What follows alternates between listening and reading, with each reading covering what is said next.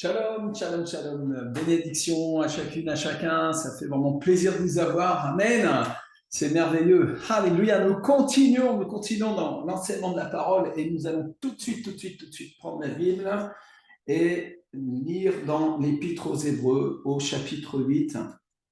Et après, on va aller dans l'évangile de Jean au chapitre 17. Vous allez voir à quel point nous sommes des personnes, mais tellement bénies. Amen. Allez, c'est écrit le point capital, Hébreux chapitre 8, verset 1. Le point capital de ce qui vient d'être dit, c'est que nous avons un tel souverain sacrificateur qui s'est assis à la droite du trône de la majesté divine dans les cieux, comme ministre du sanctuaire et du véritable tabernacle qui a été dressé par le Seigneur et non par un homme. Waouh! Ici, nous avons quelque chose. Le point capital, il nous dit le point capital de tout ce qu'on a lu avant, tout ce que Melchisédek, Abraham, tout ça, le point capital de ce qui vient d'être dit. C'est-à-dire, l'écrivain de l'Épître aux Hébreux a une intention de nous amener à un endroit particulier, le point capital, l'ensemble de tous les éléments. Nous les rassemblons maintenant et voilà la conclusion. Le point capital de ce qui vient d'être dit, c'est que nous avons un tel souverain sacrificateur qui s'est assis à la droite du trône de la majesté divine dans les cieux comme ministre du sanctuaire et du véritable tabernacle qui a été dressé par le Seigneur et non par un homme. Tourne avec moi dans Éphésiens, Éphésiens, au chapitre 2. Regarde ce que dit l'apôtre Paul. Paul était au courant de ces choses-là aussi. Les apôtres savaient ces choses-là et on a besoin de les savoir aussi. On a besoin d'être dans l'enseignement des apôtres, pas dans des enseignements bizarres, là, dans l'enseignement apostolique. Et il dit, au chapitre 2, il dit, allez, on va lire, allez, on lit tout, parce que c'est bon, tout ça c'est du bon, tout ça c'est du caviar. Vous étiez morts par vos offenses et par vos péchés, dans lesquels vous marchiez autrefois, selon le train de ce monde, selon le prince de la puissance de l'air, de l'esprit, qui agit maintenant dans les fils de la rébellion. Nous tous aussi, nous étions de leur nom, et nous vivions autrefois selon les convoitises de notre chair, accomplissant les volontés de la chair et de nos pensées. Et nous étions par nature des enfants de colère comme les autres. Mais Dieu, qui est riche en miséricorde, à cause du grand amour dont il nous a aimés, vous voyez, quand il nous a connus dès la fondation du monde, il nous a aimés. Alléluia, Dieu est amour. Nous qui étions morts par nos offenses, nous a rendus à la vie avec Christ. Il nous a rendus à la vie avec Christ. Quand Christ est ressuscité, il nous a rendus à la vie avec Christ. Alléluia. Peut-être qu'il y a un espace-temps de quelques secondes vis-à-vis de Dieu, je ne sais pas, par rapport à Dieu, un jour comme 1000 ans. Le temps que tu arrives à la nouvelle naissance, mais tu t'es déjà ressuscité en Christ. C'est ce qu'il est en train de nous dire. Ouh là là là là, c'est autre chose que de la religion. Christ, au moment où il a ressuscité, il est ressuscité avec tout l'ensemble de tous les saints qui doivent ressusciter. C'est vraiment une autre dimension que juste de venir avec Jésus avec un tract. Là. Il y a une dimension très puissante dans ce qui est en train d'être dit là. Il nous a rendus à la vie avec Christ. C'est par grâce que vous êtes sauvés. C'est-à-dire qu'au moment où Christ a été ressuscité, il a fait comme une percée et dans laquelle nous sommes aspirés. Alléluia, jusqu'au dernier jour, jusqu'à l'instant où la trompette va sonner. Amen. Il y a une aspiration. Hein. Christ est élevé. Il faut que le Fils de l'homme soit élevé. Et alors tous les hommes seront attirés à lui. On est attirés à Christ. Amen. Tout prédicateur devrait tourner les yeux vers Christ. Tournez vos yeux vers Jésus. Tourne tes yeux vers Christ. Il ne s'agit que de lui. Alléluia. Amen, amen, amen. Regarde, il dit encore, il nous a ressuscités ensemble et nous a fait asseoir ensemble dans les lieux célestes. Où est le souverain sacrificateur? Retourne dans Hébreux, garde une main dans Éphésiens. Le point capital de ce qui vient d'être dit, c'est que nous avons un tel souverain sacrificateur qui est assis à la droite du trône de la majesté divine dans les cieux, comme ministre du sanctuaire et du véritable tabernacle. Alléluia, qui a été dressé par le Seigneur et non par un homme. Ici, nous retournons dans Éphésiens. Il dit, oh Rabakadalaba, merci pour ta parole, Seigneur.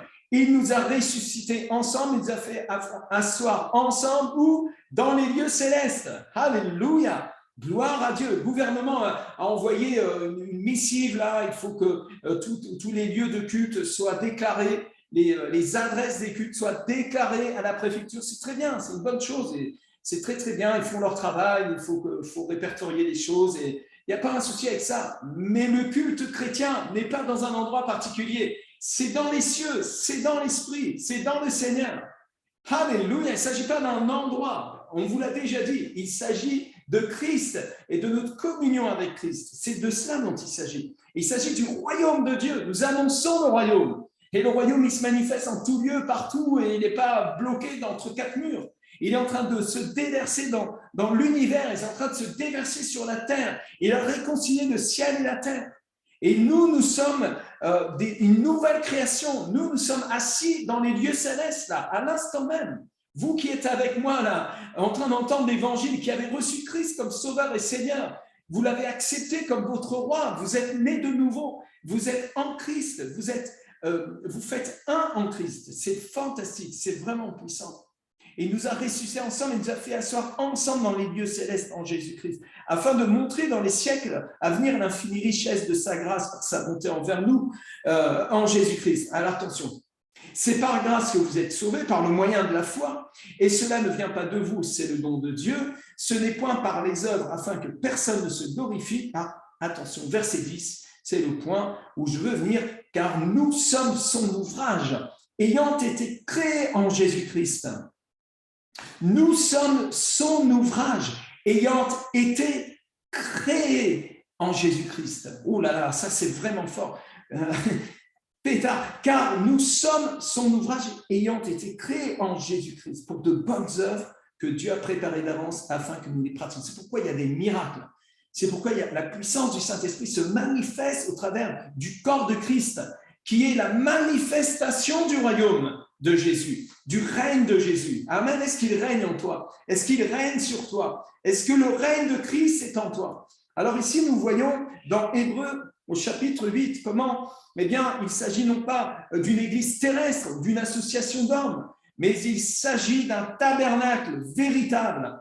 Et Christ est le ministre de ce tabernacle véritable. Alléluia! C'est pourquoi nous sommes son ouvrage, nous sommes sa propriété privée. Le ministre de l'église, le pasteur de l'église, c'est Christ lui-même. Alléluia!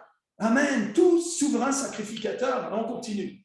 J'ai encore des choses importantes à partager avec toi. Tout souverain sacrificateur est établi pour présenter des offrandes et des sacrifices dont il est nécessaire que celui-ci ait aussi quelque chose à présenter.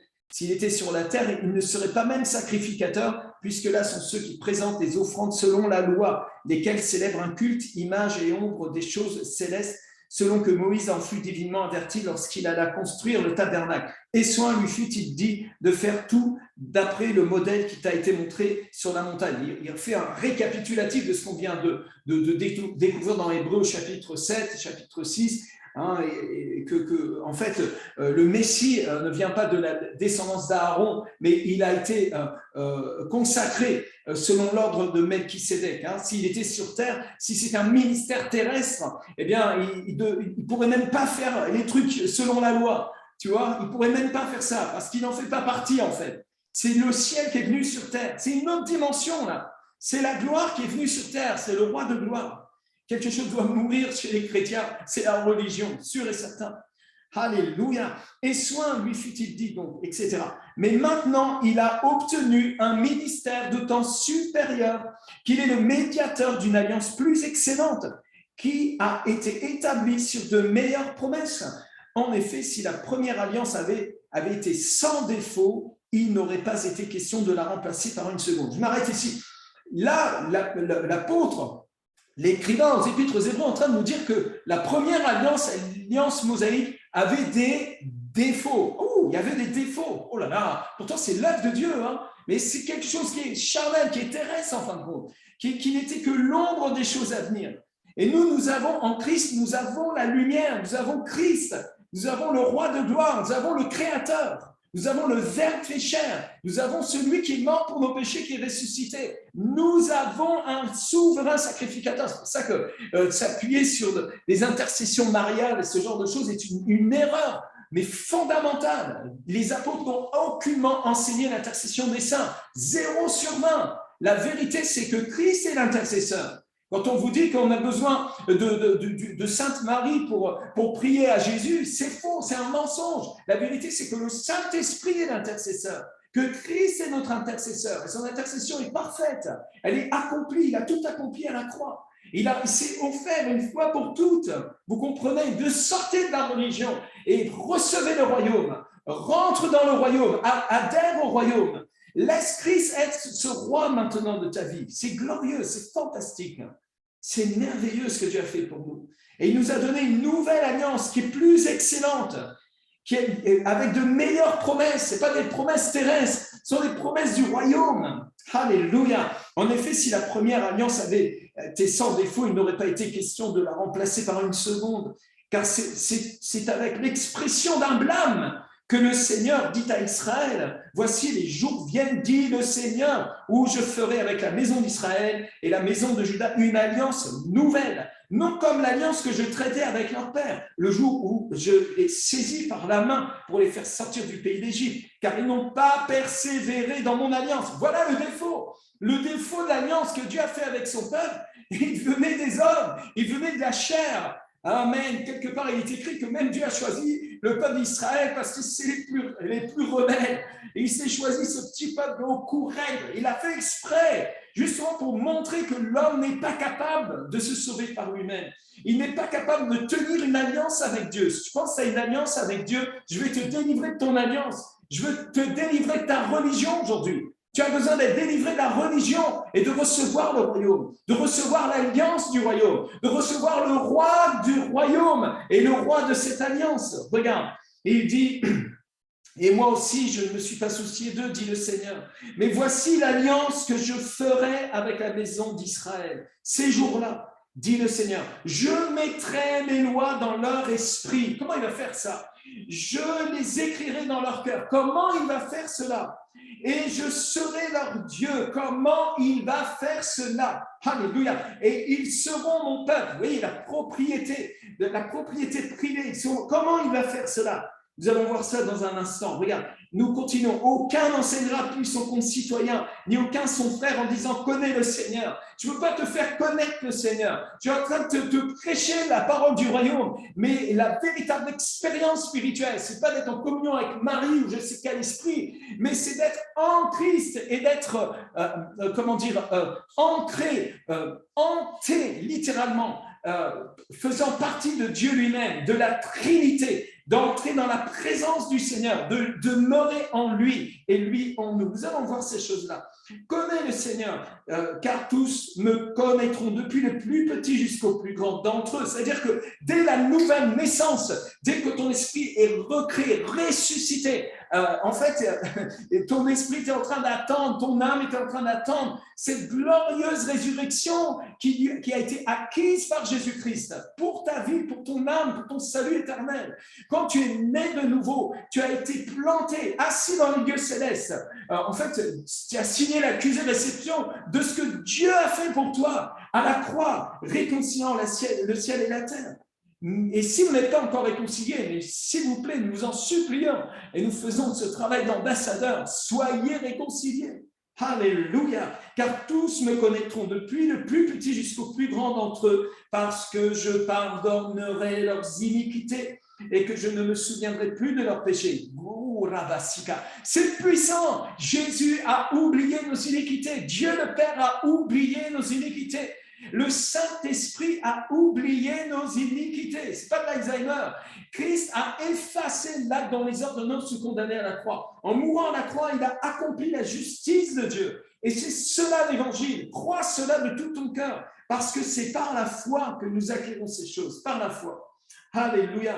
Alors en disant une alliance nouvelle, il a déclaré la première ancienne. Il a déclaré la première ancienne. Or, ce qui est ancien, ce qui a vieilli, est près de disparaître. Alors maintenant, nous allons voir comment eh bien, le Seigneur a fait alliance. Comment est fondée cette alliance? Ça veut dire qu'une alliance est fondée forcément sur...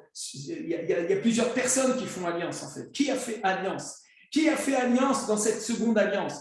Dans la première alliance, Dieu l'Emmanuel, Dieu le Saint d'Israël, le roi d'Israël, l'Élohim, Adonai, fait alliance avec son peuple Israël au travers du prophète Moïse. Mais ce n'était que l'ombre des choses à venir. Et en vérité, la nouvelle alliance, elle est en Christ. Christ, 100% homme, 100% Dieu. Et là, nous avons une découverte extraordinaire à faire. C'est que Dieu, le Dieu 3 fois saint, a fait alliance pour notre salut. Le Père et le Fils ont fait alliance. L'Esprit Saint a fait alliance avec le Père et le Fils. La Trinité a fait une nouvelle alliance. L'alliance n'est pas fondée sur Dieu et l'homme. L'alliance est fondée sur Dieu et Dieu. Dieu lui-même, par lui-même, en lui-même. C'est en lui-même qu'il a fait cette alliance. Tu comprends? C'est pourquoi qu'elle est indestructible et qu'elle est rendue parfaite par le sang de Jésus-Christ. Et comment nous pouvons accéder à cette alliance? Comment nous pouvons participer à cette alliance? Comment nous pouvons être au bénéfice de cette alliance? Eh bien, c'est au moyen de la foi et parce que le sang de Jésus a scellé cette alliance. Alléluia! C'est par le sang de Jésus-Christ que nous avons accès à cette alliance, par la foi en son sacrifice. Quand tu fais la Sainte Seine, tu es en train de te rappeler de la mort et de la résurrection de Jésus. Eh bien, au moment où tu fais la Sainte Seine, tu es en train de célébrer cette alliance, c'est-à-dire cette alliance à laquelle tu appartiens désormais pour l'éternité et qui est indestructible. Dieu a juré par son propre nom, par lui-même, qu'il se portait garant de cette alliance. C'est pas toi le garant de cette alliance. C'est pas tes petits efforts personnels qui vont faire que Dieu tout d'un coup va s'intéresser à tes affaires. Non, non, non, non, non. Dieu t'a déjà béni de toutes sortes de bénédictions spirituelles en Christ. Il faut vraiment que tu crois cela. C'est pourquoi Jésus, à un moment donné, va dire à un gars là, mais crois seulement. Hein, mais qu'est-ce qu'il faut que Dieu fasse? Crois seulement, crois. Adhère simplement. Reçois cette foi maintenant, reçois la foi de ce royaume. Et dans Jean 17, alors, combien de temps il me reste?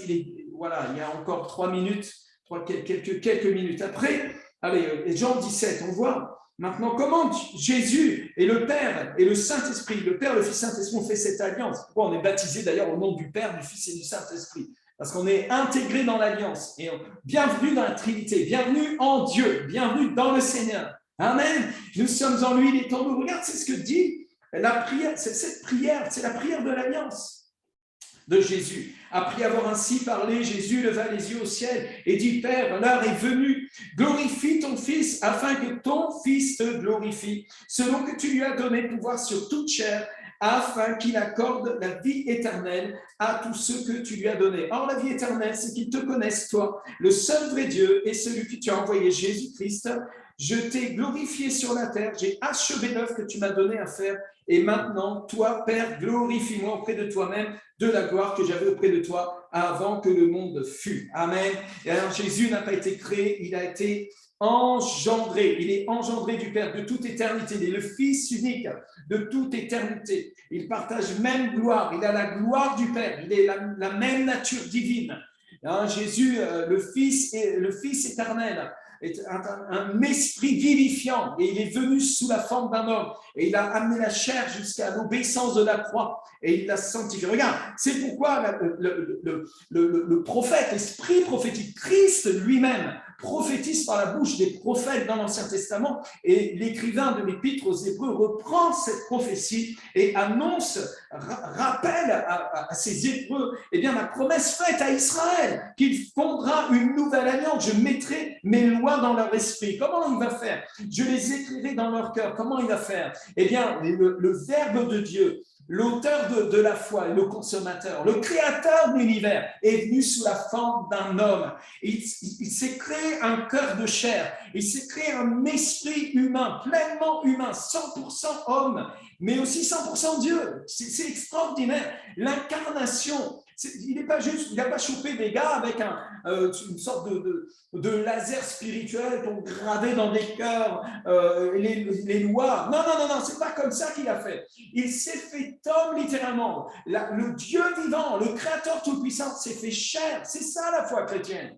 C'est ça que les gens n'arrivent pas à comprendre parce que ça ne se comprend pas, ça ne se reçoit pas à l'esprit, ça se reçoit par la foi. C'est exactement cependant ce que les prophètes ont annoncé. Il viendra lui-même sous la forme d'un homme, l'Emmanuel, Dieu au milieu de nous. Vous voyez, quand Abraham donc, a été visité par Melchisédek, c'était la première annonce et c'était des manifestations de ce Dieu vivant.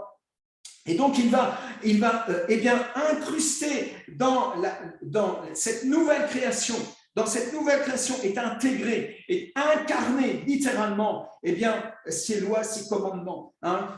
Il dit, je mettrai les lois dans leur esprit, je les écrirai dans leur cœur, je serai leur Dieu et ils seront mon peuple, ils seront à moi, tu es à moi, je suis à toi. Hein, sa bannière sur nous, c'est l'amour. Amen. Et donc on retourne dans Jean chapitre 17, et il dit, Alléluia, j'ai fait connaître ton nom aux hommes que tu m'as donnés au milieu du monde. Ils étaient à toi et tu me les as donnés et ils ont gardé ta parole. Maintenant, ils ont connu que tout ce que tu m'as donné vient de toi, car je leur ai donné les paroles que tu m'as données et ils les ont reçues et ils ont vraiment connu, alléluia, que je suis sorti de toi et ils ont cru que tu m'as envoyé. C'est pour eux que je prie. Je ne prie pas pour le monde, mais pour ceux que tu m'as donnés, parce qu'ils sont à toi. Et tout ce qui est à moi est à toi, et tout ce qui est à toi est à moi. Ce sont les termes du contrat, là. Ce sont les termes de l'alliance. Et je suis glorifié en eux. Alléluia, Shabbat. Alléluia, je ne suis plus dans le monde et ils sont dans le monde. Je vais à toi, Père Saint. Garde en ton nom ce que tu m'as donné afin qu'ils soient un comme nous. Alléluia. Ici, on voit la Trinité. Amen. Père Saint, garde en ton nom, donc au nom du Père, dans la révélation du Père, mais dans la révélation aussi du Dieu 3 fois saint. Alléluia. Garde en ton nom ce que tu m'as donné. Tu sais quoi? J'appartiens à Christ. Le Père m'a donné à Jésus. Comment le diable va venir me chercher maintenant? Ça va être compliqué pour lui. Hein. C'est compliqué pour Satan, ça. Hein? C'est impossible, en fait. Oui, c'est ça. Impossible. Vous savez pourquoi? Parce que Dieu est tout-puissant et que Christ a payé le prix de ça. Nous avons échappé. Nous avons échappé au péché. Il nous a arraché de la puissance des ténèbres. Et il nous a plantés, transplantés dans le royaume du Fils bien-aimé, s'il te plaît. Tu es le temple du Saint-Esprit, tu n'es pas un sac à démons. Tu es le temple du Saint-Esprit. Tu es rempli de la vie de l'Esprit. Alléluia. Lorsque j'étais avec eux dans le monde, je les gardais en ton nom. J'ai gardé ce que tu m'as donné et aucun d'eux ne s'est perdu, sinon le Fils de la perdition, afin que l'Écriture fût accomplie. C'est vraiment fort. Et maintenant, je vais à toi et je dis ces choses dans le monde afin qu'ils aient en eux ma joie parfaite. Le véritable christianisme va te plonger dans une joie parfaite. C'est sûr et certain, sûr et certain. La religion va t'écraser. La culpabilisation va t'écraser. Les activités religieuses vont t'écraser. Mais la vie de l'esprit te fait déborder de joie, de bonheur. Alléluia, ça me fait penser au psaume 23. Oui, le bonheur et la grâce m'accompagneront tous les jours de ma vie. Amen. Et j'habiterai dans la maison du Père. Et la maison du Père, c'est Christ. Christ, c'est la maison du Père. L'Église et Christ qui ne font qu'un. Et la maison du Père. Nous sommes devenus l'habitation du Dieu vivant. Hein, il dit encore, et il est quelle heure? Il est midi 23. On va aller plus en profondeur demain. Ne rate pas ce rendez-vous. On va en profondeur. C'est vraiment fort, c'est très très puissant. Seigneur, prions maintenant au nom puissant de Jésus-Christ de Nazareth, au nom du Dieu vivant, au nom de Christ qui est mort pour nos péchés, qui est ressuscité. Je prie, Seigneur, je prie pour toutes ces personnes qui sont en train de suivre ces vidéos, ces enseignements. Remplis-les de ton feu, Seigneur, remplis-les de la révélation. Seigneur, merci pour cette gloire que tu nous as donnée, la gloire du Fils. Remplis-les, remplis-les, remplis. Recevez ce royaume, recevez cette onction. Recevez ce toucher de Dieu. Recevez au nom de Jésus-Christ que la maladie vous quitte, que l'oppression vous quitte, que tout esprit d'impureté, d'oppression vous lâche. Au nom de Christ, vous êtes la lumière, vous êtes le sel, vous êtes exactement ce que la Bible dit, qu'il a dit que vous êtes. Alléluia. Père, au nom puissant de Jésus, te prions pour Israël, nous te prions pour les nations arabes, nous te prions pour tous les continents, pour l'Asie, Seigneur. Nous te prions pour l'Afrique, pour l'Amérique, Seigneur, le continent américain. Seigneur, nous prions, Père, au nom de Jésus, pour l'Europe, pour le Nord, pour le Sud, pour le monde entier. Père, tu as fait de nous la maison de prière pour toutes les nations. Tu mets une intercession, Seigneur, dans nos entrailles pour l'Église persécutée. Tu mets une intercession, Seigneur, pour la moisson des âmes, pour que les élus entrent dans l'arche, Seigneur. Père, au nom de Yeshua, révèle cette grande arche de l'alliance. Tu es le Dieu 3 fois saint. C'est toi l'arche de l'alliance. Cette alliance est en toi et tu nous as acquis par ton sang précieux pour ta gloire, Dieu Tout-Puissant. Dieu vivant, à toi la louange, à toi la gloire. Au nom de Christ, Amen et Amen. À demain.